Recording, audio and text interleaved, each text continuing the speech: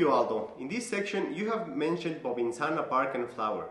Is there a difference in strength, or are they the same? Yes, good question.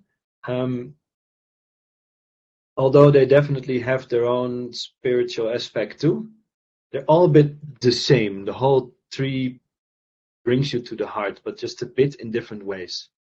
For me personally, I react least to the leaves spiritually. So the bark stronger and the flower most for me. The leaves for me tend to be work more on the physical part and a lot on the kidneys in my experience, which is interesting because it is a very much a river tree, grows close to the river, it likes water. It actually walks to the river, which is very weird. It's a tree that can walk, so the river slowly makes it carves its way further, of course, and then moves the river, and it actually grows roots more in that direction and lets the other die, and it slowly moves a bit, very slowly, more towards the water. And the water is very connected to emotion, of course, but of course also our water system.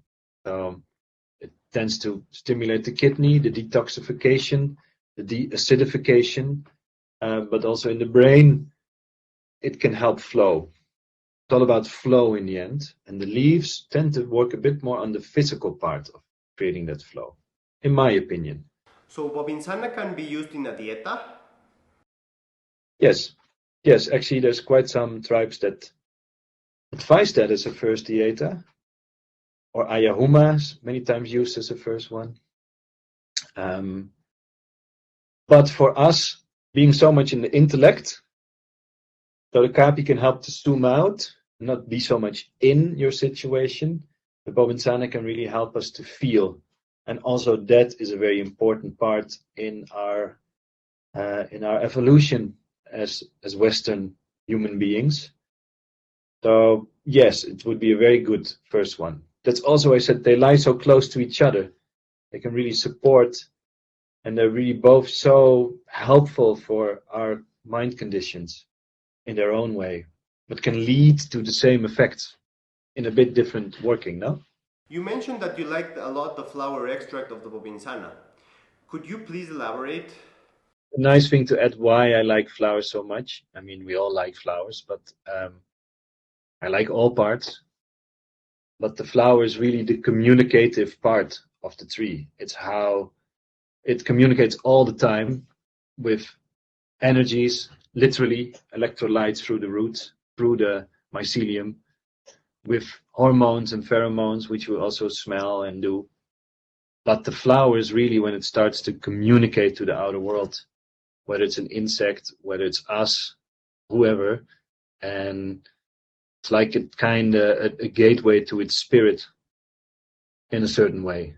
So there's something magical about working with the flowers of plants, in my opinion. There's all magical, but somehow it's more attuned to, they come out of their plant reality more into the reality we know, almost like a bridge.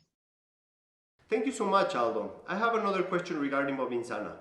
I have recently tried it. I got some amazing samples from the Waking Herbs team, and it relaxes me a lot.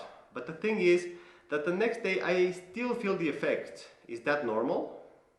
Can be a dose thing, yes. On the one hand, you can take too much. So plants work very differently in high doses than in the small doses.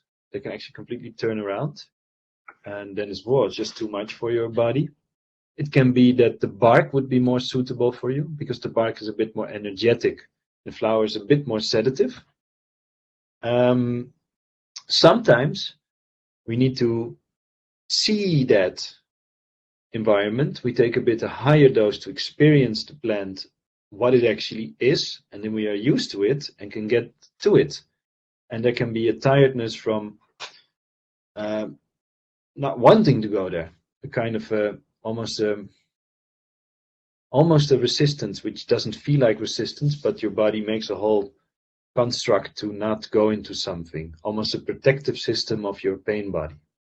But then also, there's simply plants that they're not suitable for everybody, and they do not do the same for everybody. So if you feel tired and uncomfortable, it's maybe not your plant for this time, at this moment. Maybe it's not what you need. Maybe you do need to be in a different frequency now. Maybe you've been in your heart all the time, and it's good to think a bit. Not saying you not think, but and maybe it's the part. So maybe the bark would suit you. Maybe you really feel attracted to Bobinsana. You really like the story, and you just like the plant and the name, and you feel you want to work with it. Try the bark because it's more energetic than the flower, basically.